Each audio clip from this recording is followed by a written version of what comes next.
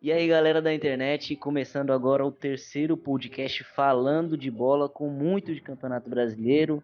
Quem tá do outro lado da linha para conversar com a gente é o Henderson Faria. E Tudo bem, aí, Henderson? tudo bem? E aí, Gustavo, como é que tá? Tudo tranquilo?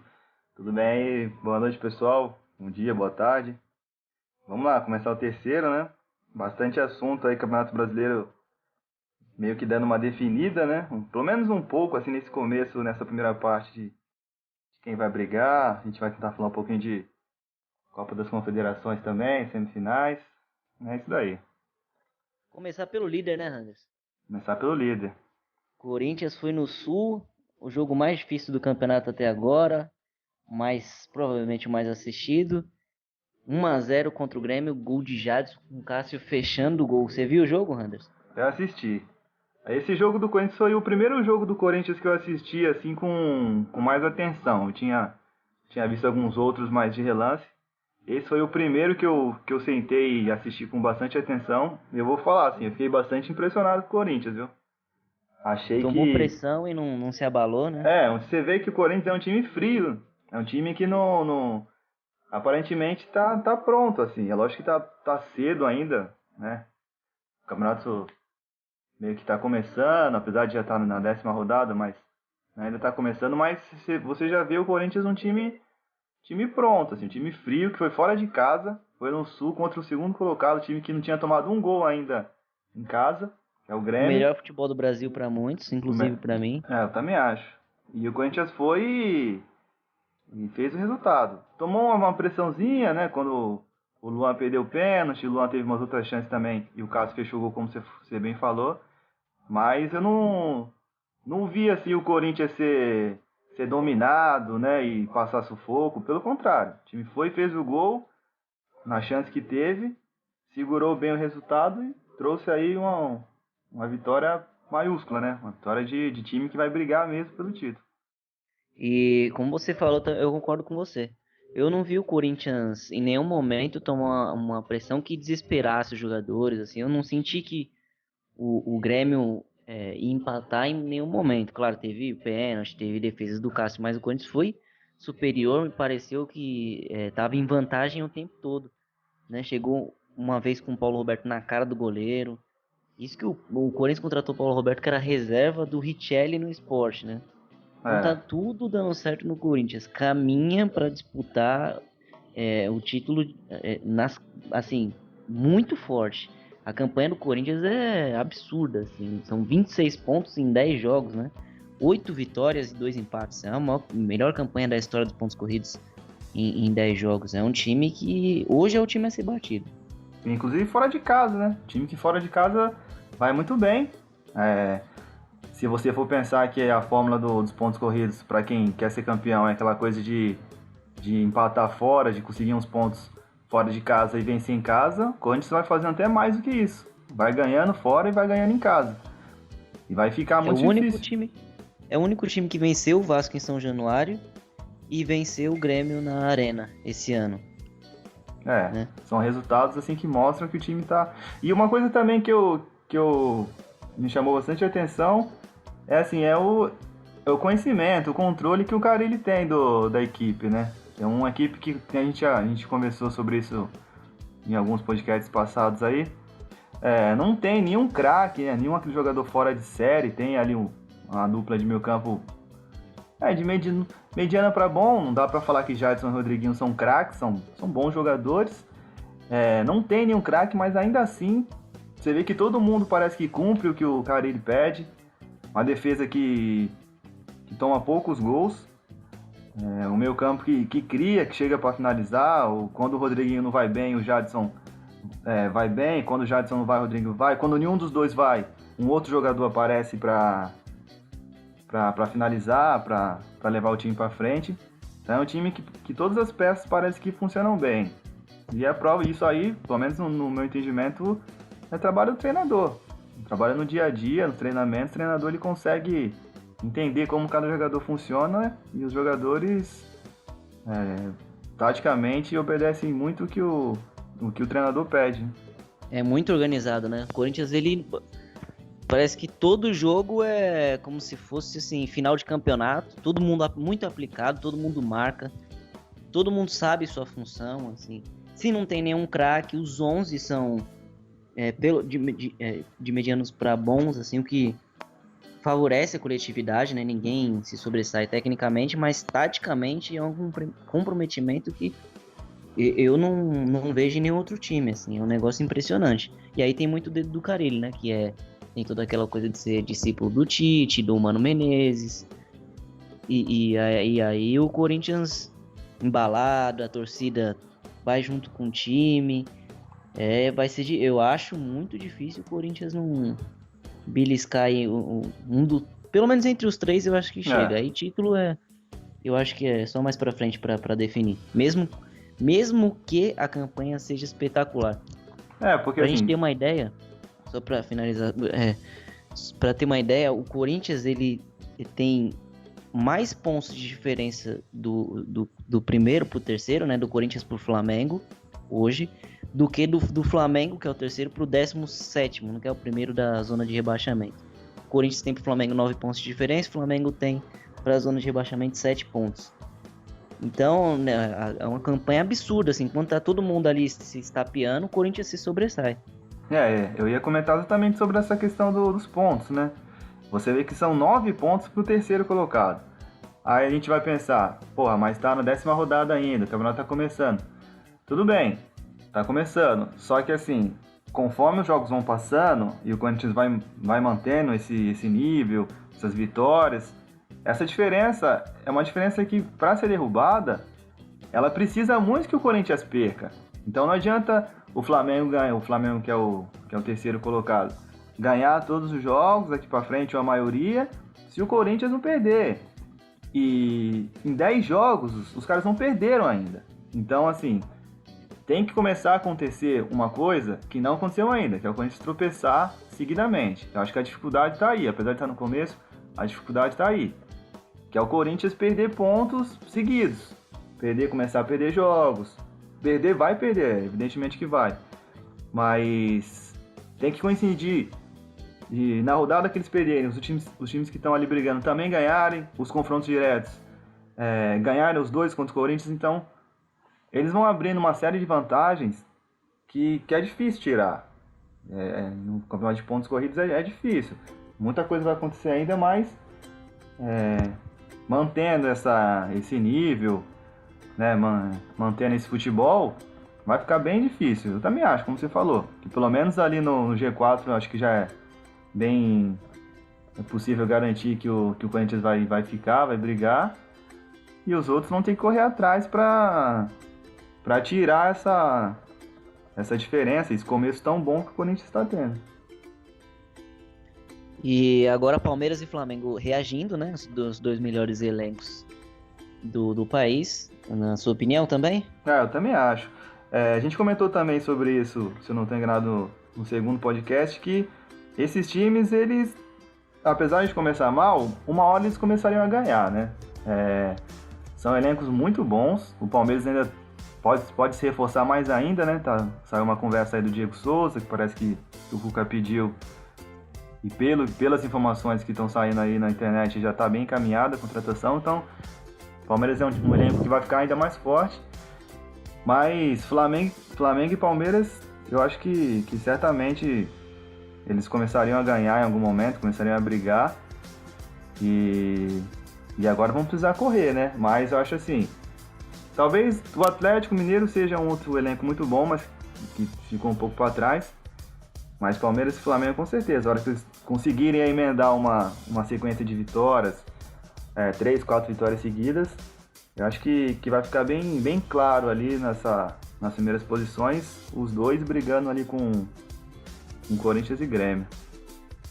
Parece que o Palmeiras nessa de Diego Souza, eu tenho uma certa curiosidade para ver como que o Palmeiras vai receber o Diego Souza, caso se concretizar essa contratação, porque já tem o Borja lá, que tem toda aquela discussão de gastou muito dinheiro e tal, e hoje é muito difícil a gente ver um time jogar com dois caras paradões, como seria o Diego Souza e o Borja. Eu acho que essa contratação do Diego, ela é símbolo de uma decepção, a gente já pode dizer, com o Borja, e aí também tá meio que queimando o cara, né? Eu acho que isso aí é uma coisa interessante a gente comentar, porque eu não sei se é um erro de avaliação ou se é falta de paciência mesmo, não só da torcida, mas principalmente da diretoria, que é pagar o dinheiro que pagou no cara e depois de 6 meses meio que chegar com a constatação de que Não serviu. não serviu, exatamente, não serviu. Pô, não é assim, né? O cara tem todo um período de adaptação. Sobre jogadores de fora, assim, estrangeiros que vêm jogar no Brasil, eu sempre gosto de comentar o caso do Conca. O Conca, assim, a galera lembra dele brilhando no Fluminense 2 anos seguidos, mas a galera se esquece que, assim, ele ficou praticamente um ano ali na reserva do Vasco, jogando, não tinha tanto destaque. Então, praticamente depois de um ano e meio que ele começou a render. Então, às vezes, para uns jogadores, leva mais tempo o cara se adaptar ao futebol, à língua, à cultura. E eu acho que com 6 meses de futebol aqui no Brasil, é pouco tempo para chegar à conclusão de que um jogador não serve. Se esse realmente for o caso, né? Se a avaliação da diretoria do Palmeiras em relação ao Borja for que ele não era o jogador que eles imaginavam que fosse. O que eu imagino é que assim, o Diego ele chega pra ser titular, né? Porque é um cara que tá brigando por vaga na seleção brasileira, então ele... Vai vir com um salário alto. Isso, exatamente. Então ele deve ter uma garantia lá que ele vai ser titular.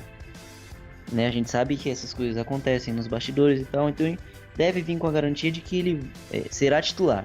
E aí a minha cabeça volta pra como fica a situação do Borja, né? Tem o Borja, tem o William, mas o William pode jogar pela ponta. Agora, Borja e Diego Souza eu não vejo, não consigo vislumbrar os dois juntos os 90 minutos. Assim, uma situação de jogo ou outra, claro que os dois podem jogar, mas de começo eu acho bem difícil. Até porque o Cuca, usualmente, ele tem um meio de campo mais leve, né? Sim. Tem o Tietê, aí tem o Guerra, aí quando o Moisés voltar, tem o Felipe Melo, tem o Bruno Henrique chegando, então... Eu não acredito que o Diego seja o armador que o Cuca pensa, né? Eu acho que ele quer o Diego Souza para ser o centroavante do Palmeiras. Até porque é a posição em que ele está sendo convocado, né? Mas na cabeça do Tite está bem claro que o Diego Souza ele é atacante, ele é a reserva do Gabriel Jesus. Então, imaginando que o Tite queira usar ele na seleção como centroavante, ele, obviamente, talvez não aceite jogar de forma diferente no Palmeiras, né? Na cabeça dele, ele vai chegar, se eu tô sendo convocado como centroavante, eu não gostaria de ser escalado no meio, porque é na frente que eu tô brigando pela vaga na seleção. E outra coisa também, é uma contradição que eu acho estranha, porque a menos que eu esteja enganado, ele não saiu muito bem do Palmeiras da última vez, não. Então, precisa ver também. Um tempo. Precisa ver como que a torcida também vai ver essa contratação, vai receber o cara, se vai ter paciência com ele, porque ele não vem, apesar de estar sendo convocado, ele não vem tão bem no esporte, né?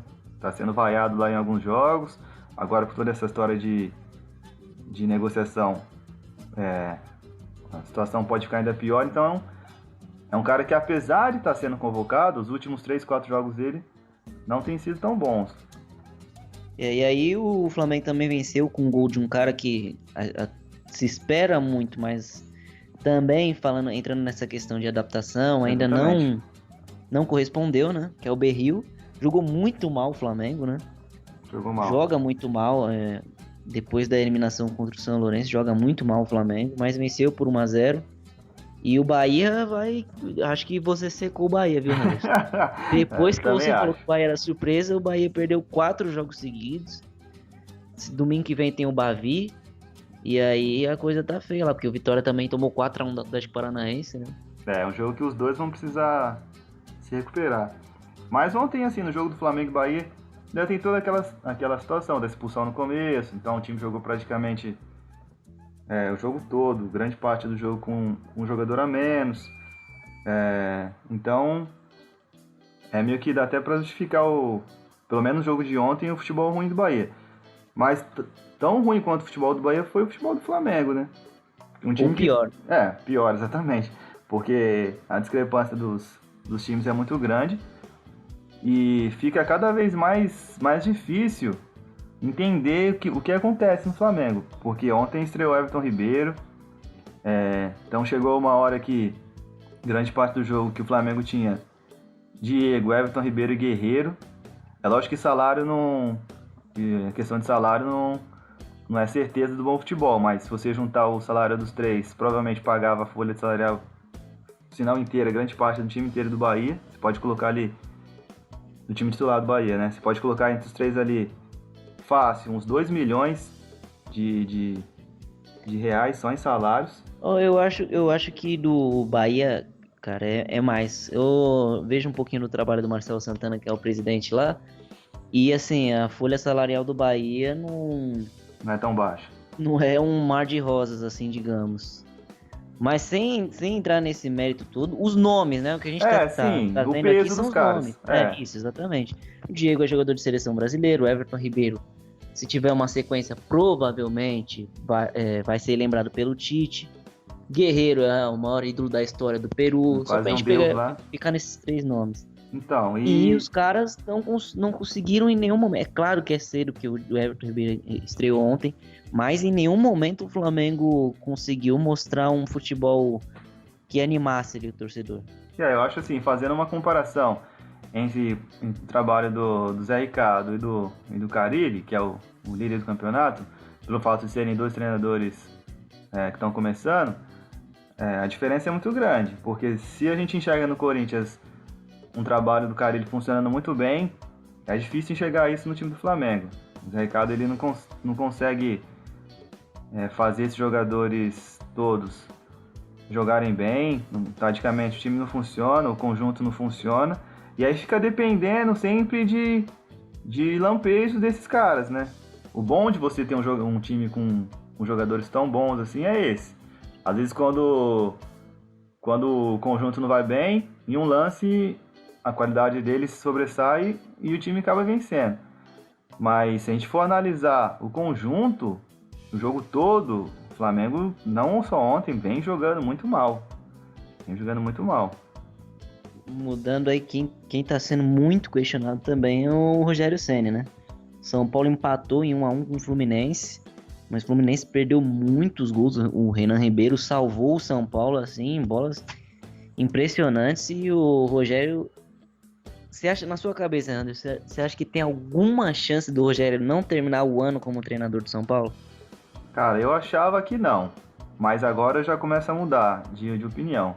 Porque se continuar do jeito que tá, vai chegar uma hora que não vai ter como. Não vai ter como segurar. Eu acho assim que a diretoria já tá fazendo um esforço enorme para segurar ele agora, porque qualquer outro treinador já teria sido demitido há muito tempo.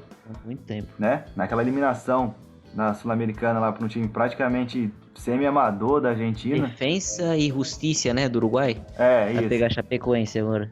Pô, os caras tinham feito foi o primeiro jogo fora, então foi uma eliminação assim que iria derrubar qualquer outro treinador. E por um lado eu vejo que nenhum presidente, nenhum diretor quer ficar marcado como o cara que demitiu o Rogério Ceni, mas é uma situação que vai chegar num ponto que, se continuar do jeito que tá, o São Paulo não vencendo, vai se aproximar da zona de rebaixamento, não vai ter como, assim, não vai ter como segurar. Pra começar... Não vai ter idolatria que se segure. Também eu concordo com você. Pra começar, assim, já era uma contratação que ela não deveria nem ter sido feita. O Rogério Ceni, ele é um ídolo, é um mito dos caras, mas assim, ele não é treinador. Ele não é treinador de futebol, ainda não é. Então, acaba que teria que cair nas costas dele, né? Toda essa série de maus resultados, mas a diretoria vai segurando por esse fator, por ele ser quem ele é, né? O ídolo de São Paulo que ele é. Mas vai chegar um momento que não vai ter como. Eu acho difícil, mantendo essa série de maus resultados, ele chegar até o final do ano. Eu acho que se o Rogério não pedir pra sair, uma coisa vai segurar ele, e não é nem a idolatria. Quer dizer, a idolatria vai participar desse processo. Esse ano, se eu não estou enganado, é um presidenciável no São Paulo. Então, cara, imagina você mandar o Rogério Ceni embora, conhecendo a política do São Paulo, que isso não representaria num ano tão importante de disputa de eleições, coisa e tal. Então, eu acho que se ele não pedir para sair, eu acho muito difícil que alguém tenha coragem de fazer isso. Mas aí tem uma outra questão também, né? Tão ruim quanto mandar embora o Rogério Ceni no ano de eleição é o time brigar para não cair. Ou ficar ali o campeonato todo beirando na zona de rebaixamento. Também é um fator negativo muito forte que vai pesar na conta do candidato aí, a reeleição, ou quem quer que seja que entrar nessa briga. Eu acho que, assim, só para terminar essa parte do Rogério, eu acho que tem uma outra questão que pesa contra ele, que pelo menos na minha cabeça, os jogadores, assim, eu posso estar enganado, mas eu acho que os jogadores não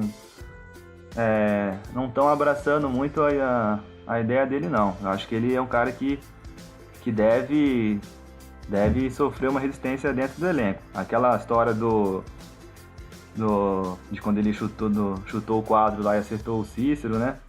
Ficou mal explicado, né? Acho que na minha opinião, aquilo ali foi claramente a gente partindo do princípio que aquilo aconteceu dentro do vestiário. Dentro do vestiário tem jogadores. Então, essa informação foi vazada por um jogador. E se um jogador vazou, ele claramente teve a intenção de prejudicar o Rogério, de expor ali para todo mundo que, porra, o cara tem ali, criou um problema ali, né, dentro do vestiário, um negócio besta, né, mas que, assim, quem sabe no futebol coisas bestas acabam virando muito maiores. Então, tem a questão do Lugano também, que é outro ídolo e também não joga, então eu vejo que pode acontecer dele estar sofrendo alguma resistência de jogadores. E a gente sabe que jogador, meu amigo, quando ele não tá afim, ele não tá com saco, pode ser ídolo, pode ser mito, pode ser quem for, que os caras não vão botar a perninha pra segurar, não. Então é um problema também que ele vai ter que administrar se de fato existir. E ao contrário do Rogério, né, do outro lado tava o Abel Braga, que com um time de meninos, assim, tá fazendo um campeonato que me impressiona. Eu não esperava tanto do Fluminense, não. Parece que agora o Abel achou um jeito e a casca dele faz com que os garotos sejam blindados aí e estão jogando muito bem. O Wendel, não me canso de falar desse moleque, joga muita bola. Parece que agora já despertou o interesse do Barcelona, mas joga muita bola esse moleque. O Abel, ele tem essa qualidade de... E como você falou, pelo nome dele, pelo peso que ele tem, meio que de proteger os jogadores mais jovens e dar as condições para essa molecada render bem dentro de campo, né?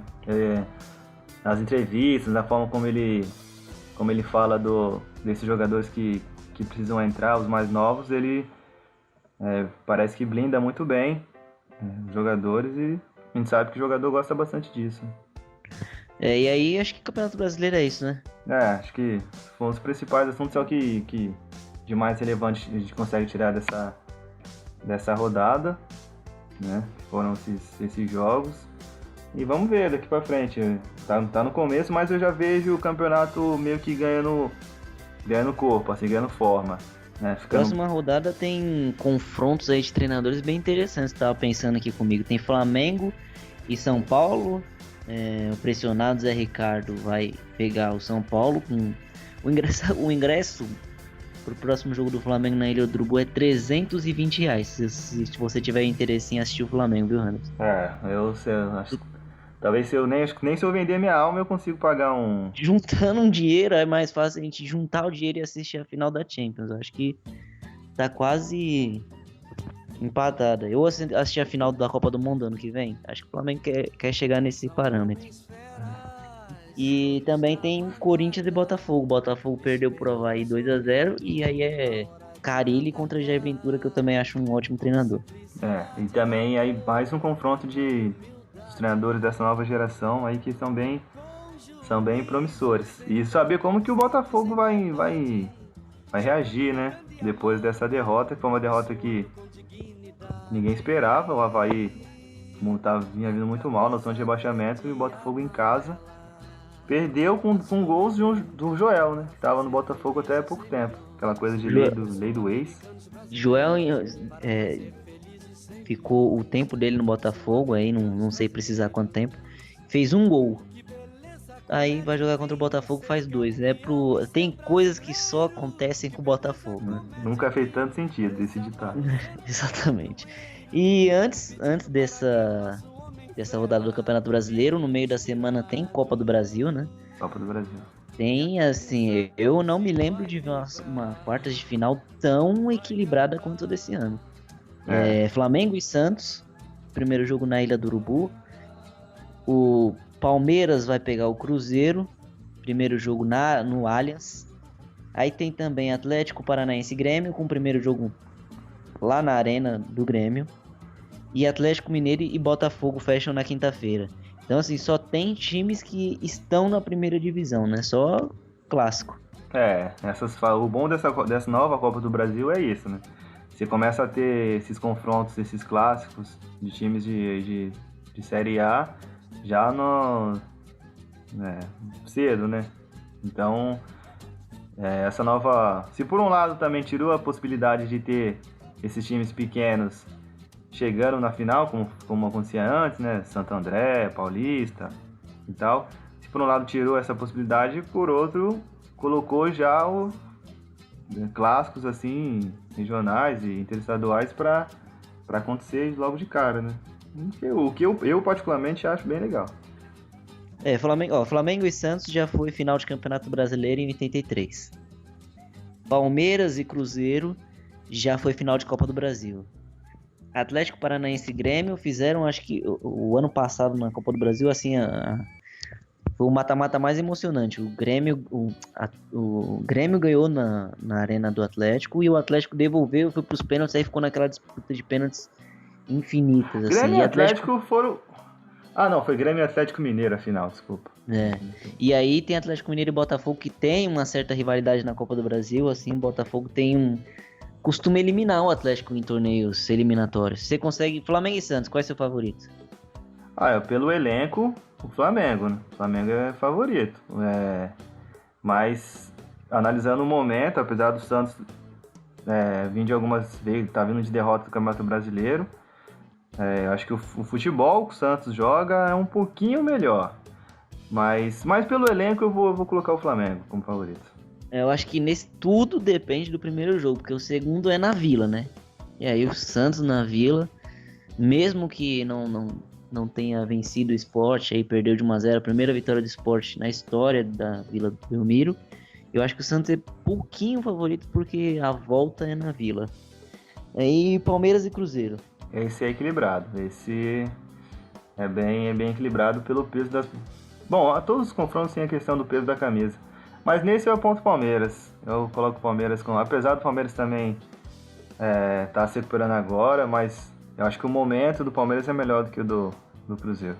Eu também acho time mais cascudo, mais preparado para esse tipo de jogo. Eu acho que o Palmeiras mesma coisa do Santos, pouquíssima coisa favorito. Aí tem Atlético Paranaense e Grêmio. Esse eu acho que talvez seja o confronto mais... que pende mais para um lado, né? Eu acho que o Grêmio é bem favorito. Eu também acho que o Grêmio é favorito, mas a gente tem que ver como que o Grêmio vai encarar essa Copa do Brasil, né? Porque o Renato, ele tem o costume de mandar... Às vezes, nem ele vai pro banco, ele se poupa, né? O Renato imaginando que os times sejam os titulares, né? Tem essa questão que você falou, realmente, é bem lembrado.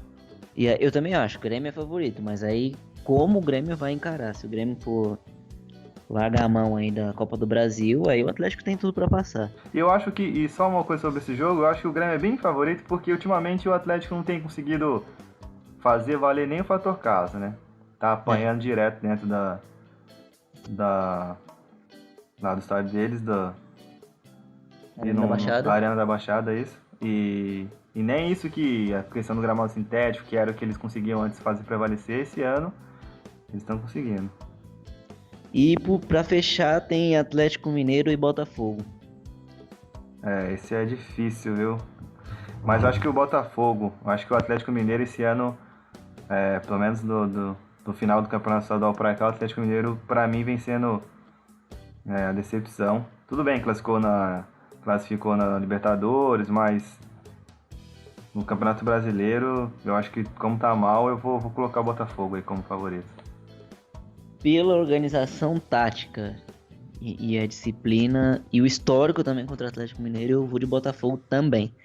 Acho que apesar do Atlético ter mais peças para decidir em um lance, eu acho que o Botafogo do Jair é mais organizado. O Botafogo já teve várias decisões esse ano e passou bem, assim. Então eu vou de Botafogo. Acho que só no caso do Flamengo e Santos que a gente divergiu, né? Vamos ver quem é que vai ajoelhar no milho depois de castigo aí se errar. Aí tu erra todos. Já não vai a primeira vez, já aconteceu uns tempo atrás que a gente fez essa coisa de palpites e costuma me errar bastante. Eu vejo uma galera assim ficar brava quando você dá um palpite, e aí, por exemplo, vai jogar Palmeiras e Botafogo, aí você aposta no Botafogo. Aí o Palmeiras ganha. Aí o cara vai te xingar. Vai te xingar porque você apostou no Botafogo. Mas, cara, palpite. Palpite não. É seu palpite, né? Assim como o torcedor tem o direito de achar que o time dele vai ganhar de todo mundo, a gente também acha às vezes que o fulano vai ganhar ou o fulano vai perder, né? Normal, isso é normal. Fazer o quê? Mas não é, palpite não quer dizer absolutamente nada. Palpite não é previsão. Exatamente. E aí, essa Copa do Brasil, acho que promete bastante de público, coisa e tal. Vai ser bem interessante acompanhar esses duelos, assim. E aí, na semifinal, vai ser, assim, independente de quem passar, vai ser só pega pra capar. Essa Copa do Brasil promete bastante. Daqui pro final é isso. Qualquer que sejam os vencedores dos confrontos, a próxima fase é mais uma fase de clássicos. Isso é legal. Falando em mata-mata, aí a Copa das Confederações passou essa fase, né? Chegou na fase das semifinais. Chegou na fase de semifinais. Alemanha e México na quinta, Portugal e Chile na quarta. Acho que é mais ou menos o que todo mundo esperava, né? Teve muitas surpresas, assim, de times classificados. Talvez a Alemanha, né? Por ter levado um time tão mexido. Mas ainda assim, pelo peso da camisa, é difícil você, em qualquer circunstância, apontar a Alemanha como o azarão. Mas, pelo menos na minha visão, assim, eu acho que, cara, o Portugal tem grandes chances, assim, de não só de passar dessa fase, de passar do Chile, como de conquistar o título, né? Eu acho que essa Copa das Confederações trouxe duas surpresas, uma agradável e a outra ruim. A primeira surpresa foi a Nova Zelândia, porque é um time que a gente está acostumado a tomar de 5, 6, né, naquela repescagem contra a equipe da América do Sul que se classifica em quinto. E aí engrossou os jogos nessa Copa das Confederações, deu um certo trabalho. Não tô falando que vai eliminar o classificado da repescagem aqui da América do Sul, mas acho que já vai começar a fazer uma graça ali, vai mostrar as garrinhas. E aí é bom isso, porque antes era aquele negócio, né? O quinto colocado daqui, das eliminatórias sul-americanas, todo mundo já falava, já tá na Copa. Porque já ia rindo, né? Exatamente. Atravessava o continente rindo já. Talvez esse ano não seja assim. E aí a surpresa ruim ficou por conta da Rússia, que é a anfitriã do evento, e tem um time assim, um negócio... É triste ver a Rússia. Tem que tomar muita vodka pra conseguir se manter acordado pra ver esse time da Rússia. E se na Copa das Confederações já não conseguiu passar de fase, você imagina na Copa do Mundo como que não vai ser. Na Copa do Mundo talvez os próprios jogadores tenham que tomar muita vodka, né, pra os torcedores. Se não, agora eles estão sendo acusados de doping o time inteiro na Copa do Brasil, né? Copa do Mundo aqui no Brasil. Então, mas de cachaça, se a vodka for pega no doping, os caras estão fodidos. Aí também seria sacanagem, né? O que teria de doping...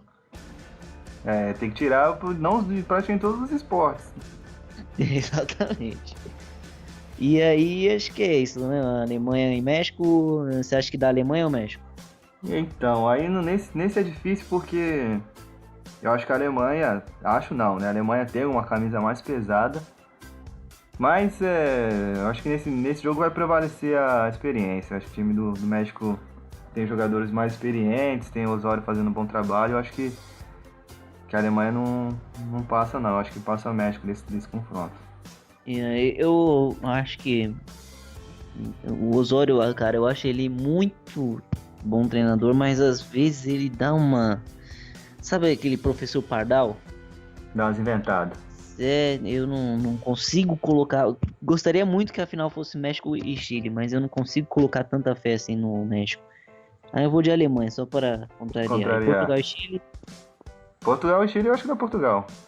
eu acho que dá Chile. Vou torcer pro Chile. Vou É, eu, torcer pro eu, eu, eu particularmente deveria torcer pro Chile porque eu tenho ligações com o Chile que sempre me fazem torcer, você sabe muito bem transcendem o disso. futebol, né? Transcende, situações transcendem futebol que sempre me fazem torcer pelo Chile. Então também gostaria muito, mas eu acho que nessa é Portugal. Mas vamos ver, né? Aí a gente vai cair mais uma vez nessa questão de palpite. Palpite. Não dá pra um português vir aqui dar uma pedrada na minha cabeça que eu falei que o Chile. Falta senso de humor pra essa galera, né? Que os caras acabam A levando muito a sério. brincadeira, o outro dia o repórter falou que o Giovani não jogaria no Flamengo de jeito nenhum. Aí a galera, pô, esse cara é anti-Flamengo, né? O cara deu uma informação, né? Ele achava, e o presidente do Santos falou que o Giovani não ia pro Flamengo, então tem que ter mais senso de humor, Levar as brincar coisas mais, menos a sério, né? menos a ferro e fogo, né? E aí, Anderson, pra finalizar, eu queria te fazer uma pergunta que eu não paro de me fazer essa pergunta. Vai lá, manda aí. Barcelona, ele parece que tem um interesse do Barcelona pelo Lucas Lima e ao mesmo tempo pelo Paulinho. Se você o presidente do Barcelona, tá com a caneta na mão, o Bartomeu, né? Acho que é o nome do presidente do Barcelona. Se você tem a caneta na mão, qual dos dois você assina? Paulinho, sem pensar duas vezes. Paulinho. Sem pensar. E o Lucas, você acha que o Lucas Lima tem um nível muito abaixo do Barcelona, um nível abaixo? Ou... Eu acho que pro Barcelona o Lucas Lima, o futebol dele não se encaixa não. Eu acho que o Paulinho, não que o do Paulinho, apesar de eu achar o Paulinho um puta de um jogador, acho que joga muito, mas não que ele também seja um futebol que assim tão elevado, mas acho que por posição, eu acho que o Paulinho seria mais importante do que o Lucas Lima, né? Até porque também, apesar de eu não sei como que vai ficar essa questão do Barcelona com o Felipe Coutinho, não sei como é que anda isso daí. Se por acaso o Barcelona fechasse a contratação, apesar desse assunto ter dado uma esfriada, mas é mais um jogador ali pro meio campo, então, desculpa, o Lucas Lima não teria espaço nenhum. Então, se fosse eu contrataria o Paulinho sem pensar. Eu vejo que o Lucas Lima, ele parece pro Barcelona aquela contratação de oportunidade que a gente tá acostumado a ouvir bastante. Que é um cara que vai sair de graça do Santos, né? Provavelmente aí no fim do ano. E aí o Barcelona, como não vai gastar nada, deve pensar dessa forma, né? Pô, a gente vai ter uma aposta aí. Se der certo, beleza. Se não der, bola pra frente. Assim como o Barcelona já errou bastante, assim, com o Henrique, Keirson. Mas Douglas eu não caracterizo nenhum erro, porque eu não consigo definir a contratação do Douglas. Então, eu acho assim, que são situações diferentes, Douglas e Lucas Lima. Mas eu acho que nas duas, se eu fechar mesmo o Lucas Lima, são contratações que elas vão acontecer por fatores que não envolvem futebol. O Douglas a gente não sabe quais são esses fatores, mas o Lucas Lima, pelo menos é o que parece, fica bem claro quais são os fatores, né? A influência do Neymar, que tá fazendo um lobby violento, e pelo que parece também o pai do Neymar é o agente, que cuida. Então, assim, fica uma coisa muito, muito empurrada, assim, né? Pelo Neymar, pelo pai dele, pro Barcelona fazer essa contratação. E aí, o cara vai usar o peso dele como ele tem lá como fator determinante para levar, um parça dele, assim, um cara que ele considera um parça para jogar junto com ele. Não que eu acho o Lucas Lima ruim, é um puta de um jogador, mas acho que que esses fatores, essa influência do Neymar, ela pesaria muito mais do que o futebol dele se encaixando no time do Barcelona. No seu time, o Lucas Lima tem vaga, ou não tem? No meu time? No meu time tem. Sim, então isso que é engraçado. Eu fazendo o meu time tem, mas se o meu time fosse o Barcelona, não. Exatamente o que eu ia falar. Eu acho que o Lucas Lima é titular em todos os times do Brasil. No em Brasil. Todos. Sei lá, se ele quiser, tem que dar um jeito de fazer o cara jogar.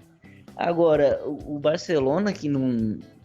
Claro, é o Barcelona, mas não vive lá sua fase áurea, assim, principalmente no meio de campo.